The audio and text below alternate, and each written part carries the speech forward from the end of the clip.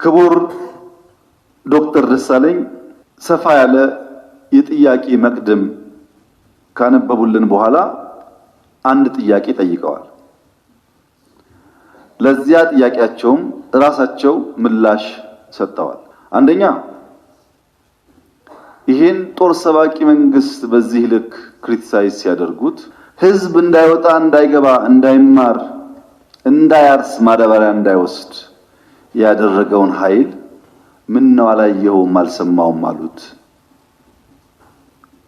በህዝብ መሰብሰቢያ በእርሶ ከተማ ቦምብ ንጹሃን ሰዎች የሚንቀሳቀሱበት ቦታ ላይ የሚያፈነዳን ኃይል ምን ነው ዝም አሉት? ሽማግሌ ላስታርቅ ብሎ ሲሄድ ቄሶች፣ አሮጊቶች በእንብርክክ የሚያስኬደውን ከኢትዮጵያ ባህል ውጭ የሚገለውን ኃይል ምን ነው አላቅህም አሉት። ከሁሉ ደግሞ የገረመኝ በእርሶና በእርሶ ፓርቲ ግንባር ቀደም ተዋናይነት የነበረውን የትግራይ ውጊያ ምን ነው የትግራይ ውጊያ አሉት? አዝማች አልነበሩ እንደርሶ? እነዚህ ሳቢዎች የማያውቁት ሀገር ሄዶ ቁርበት አንጥፉልኝ እንዳለው ስጋ በሊታ ያስመስለዋል።